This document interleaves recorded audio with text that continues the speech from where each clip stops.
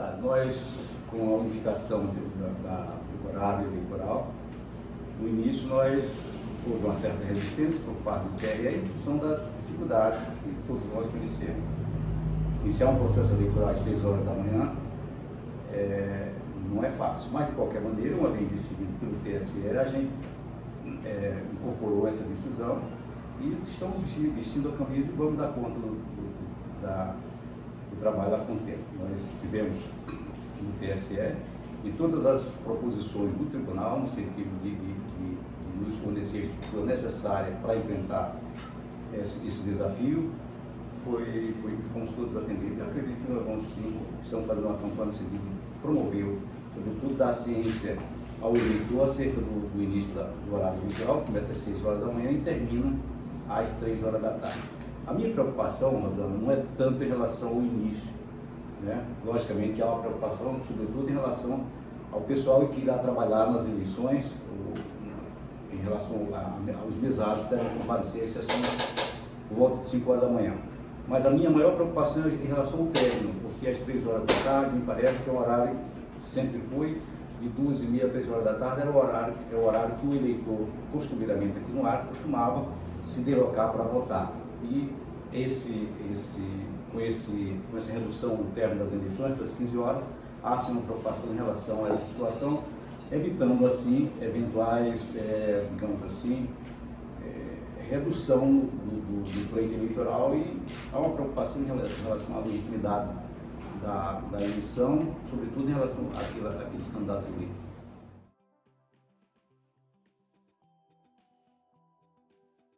Eu acho importante que todo mundo deve estar se perguntando o porquê dessa mudança.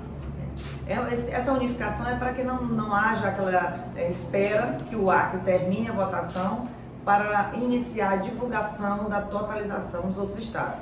Não é que a totalização não acontecia, mas aguardava-se a divulgação para que o Acre encerrasse a votação, porque eram 2 horas de diferença. A unificação é para que não haja esse lapso de tempo entre o encerramento da votação no Acre e o início da totalização. Todo mundo vai votar ao mesmo tempo, né? E simultaneamente encerra igualmente. Então o TSE visou com essa medida eliminar essa brecha de questionamento sobre esse tempo em que fica esperando o Acre para divulgar a votação. Bom, entendido isso, inclusive nós também entendemos que isso é realmente importante, e uma vez decidido pelo TSE, a gente precisa nos adequar. E assim, elaboramos junto com todos os servidores, orientado pelo desembargador, no sentido de não deixar o desconforto para o mesário tão grande quanto vai ser, para o eleitor a informação chegar em todos os lugares. Então a gente elaborou, junto com os juízes eleitorais, um plano de adaptação a essa unificação, porque o nosso planejamento já estava pronto. Nós tivemos que agora adequar a essa mudança, e realmente ele vai minimizar, né, os impactos, e o mesário vai ter que realmente acordar cedo, e a gente vai cuidar para que ele tenha transporte, né? O desembargador já iniciou essa preocupação com o transporte na madrugada, com o policiamento na madrugada, e principalmente, como o desembargador falou, da informação que chega em todos os lugares mais longínquos, para que as pessoas saibam que o costume de votar até às 17 horas, né, vai mudar, que é só até às 15 horas, às 3 horas da tarde. Então, e o TRE está em parceria com o TSE para isso, vamos receber recursos extra para isso, para suprir as demandas que a gente tem em consequência disso, né? Que a maior preocupação é a zona urbana. Por incrível que pareça, a zona rural acorda cedo, e também as urnas já estarão nos locais de difícil acesso, por exemplo, uma semana antes. É a zona urbana, não é isso, desembargador, que é a nossa preocupação por causa da distância, de todo o problema que envolve a vida urbana, transporte, a distância aos locais de votação. Mas isso é uma coisa que a gente já superou em termos de preocupação. Agora a nossa fase é execução, né? Colocar as ideias no papel, e a gente vai sim fazer uma excelente eleição.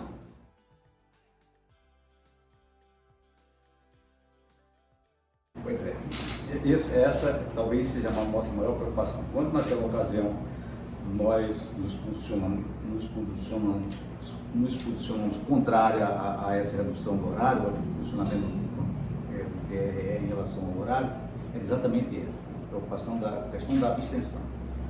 Daí a necessidade de se contar com a participação de toda a imprensa, no sentido de divulgar o horário eleitoral e chamar o eleitor, convocar o eleitor a comparecer no dia da eleição para exercer o seu direito de voto, né? Para evitar, inclusive, a questão da falta de arruição de falta de legitimidade do processo eleitoral. Isso é muito importante. Mas nós, inclusive, vamos estar com a prefeitura, com o prefeito, no sentido de convocar não só a prefeitura, como o governo do estado, para nos ajudar nessa empreitada. Afinal de contas, é um desafio que terá que ser vencido. Nessa estada em Brasília, lá com o ministro, uma das colocações que ele colocou, ele fez era exatamente dizendo que o Acre iria acordar o Brasil, despertar o Brasil. E esse é um desafio que foi colocado para o acreano, e a gente vai ter que mostrar que temos raça para dar conta dessa dificuldade, superar essa dificuldade.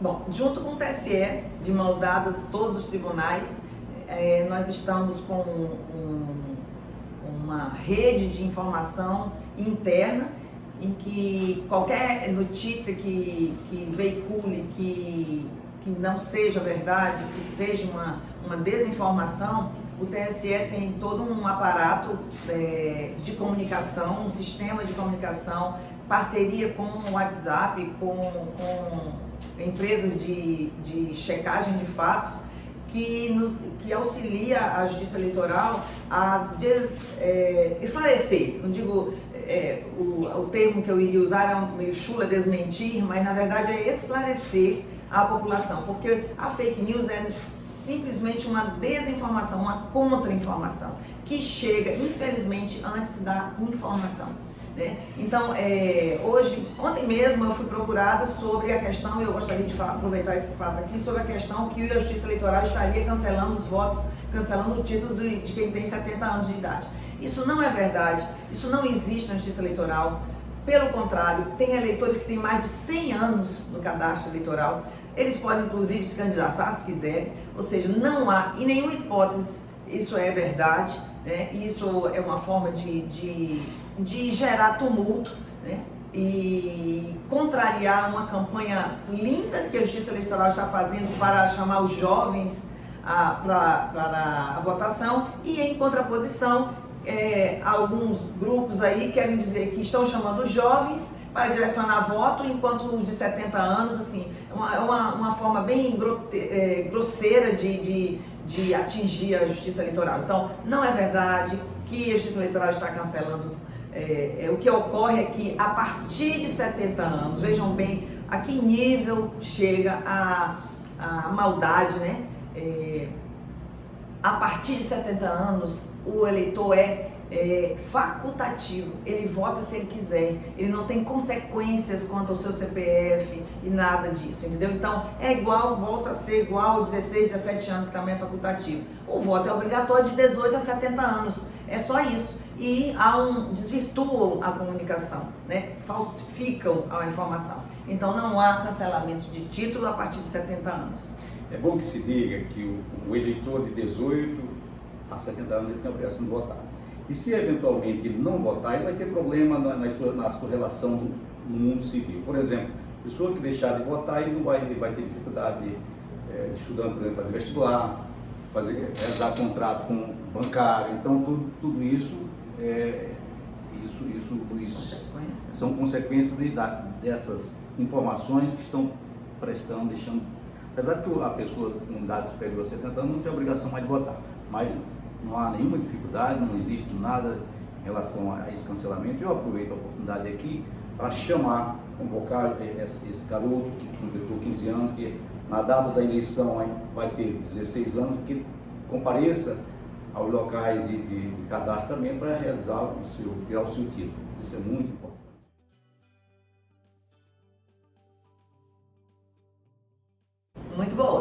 Muito boa, assim, Hoje mesmo já recebemos várias solicitações de escolas querendo saber quando que vamos lá novamente, porque a gente iniciou um ciclo de palestra nas escolas para esse público de 16 a 17 anos, incentivando que eles façam o título pela internet. E aí já tem o rolê das eleições que está no shopping no sábado e no domingo, das 14 às 20 horas até o dia 1º de maio, para aproveitar aquele passeio que o jovem faz com a turma. E aí já passa lá na salinha que o shopping cedeu para a Justiça Eleitoral, para que a gente oriente como fazer. Pode ser feito lá, pode ser feito em casa, pode ser feito no cartório. O cartório está funcionando todos os dias, de segunda a sexta, de 7 às 14 horas. E todo o serviço que é feito no cartório pode ser feito também pela internet, desde tirar a primeira via do título, transferência, mudança de local, mudança de endereço, mudança de dados, o nome errado, consulta simplesmente para ver se você tem algum débito, se tiver, gerar a guia de recolhimento, pagar, ou seja, faz tudo, é um cartório virtual. É muito, muito fácil, e temos o shopping lá que a gente está orientando. E não esquecendo do e-título, que é o aplicativo que também baixa nas duas lojas, né, tanto no iOS como no Android, que é gratuito. E você consegue, quando baixa o aplicativo, você põe alguns dados, poucos dados, e vem sua foto, se você tiver foto cadastrada, e vem seus dados. E ali é o seu título. Se tiver foto, você basta levar esse título no dia da eleição e você vota com esse documento virtual, esse documento digital. E não tendo foto, aí você precisa levar a carteira de identidade. Lembrando que para fazer a primeira via do título precisa do RG, do comprovante de endereço, assim como para fazer a transferência também precisa do comprovante de endereço.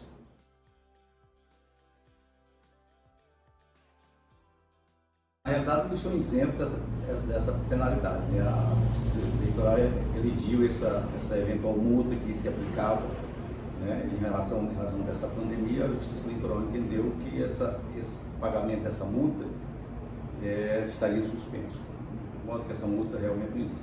Isso é um motivo a mais para que o eleitor que esteja em dificuldade com a Justiça Eleitoral compareça para normalizar a sua situação. Como eu disse, é importante o comparecimento do eleitor, porque nós vivemos numa sociedade e dependemos de toda hora estamos assinando documento, estamos tendo relação com outras instituições, como faculdade, como banco e outras coisas mais. E o título é extremamente importante, você está em dia com a Justiça Eleitoral para enfrentar essas situações e não ter dificuldade no futuro, né?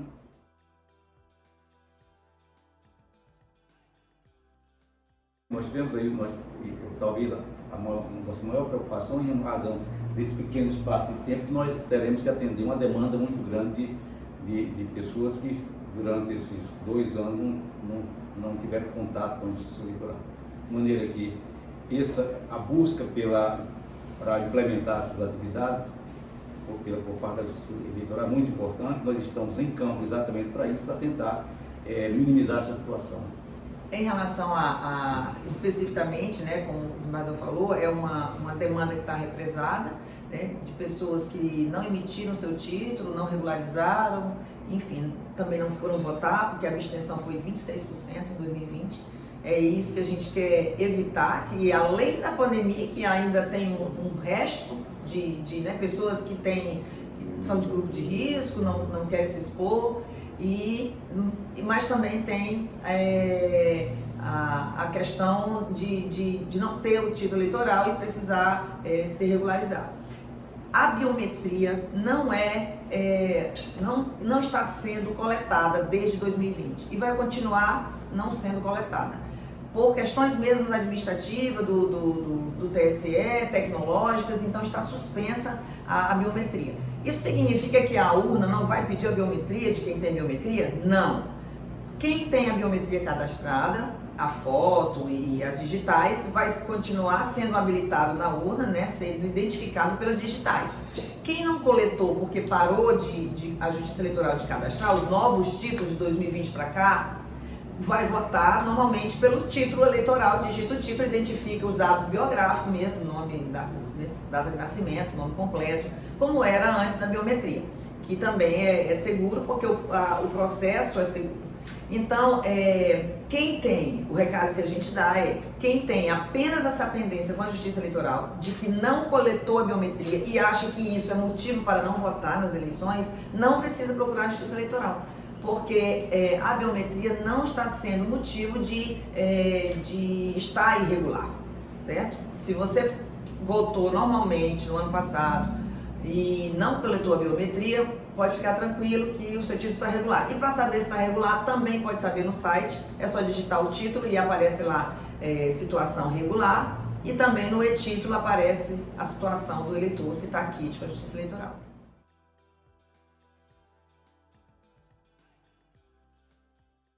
(4 de maio), esse é o número que tem que ficar na cabeça dos eleitores daqui para frente. O dia 4 de maio é o último dia para que o eleitor, eleitora, procure a Justiça Eleitoral para regularizar a sua situação, para poder votar nas eleições de 2022. Encerra dia 4, não tem postergação, não tem só mais um pouquinho, encerra o Brasil inteiro, não depende nem do TRE do Acre, fecha, o TSE tira o acesso dos regionais, inclusive, realmente o termo é esse, fechou o cadastro. Quem se cadastrou ou quem regularizou, vota. Quem não fez isso, só nas próximas eleições, quando abrir de novo o cadastramento, e aí tem que aguardar mais aí 2 anos.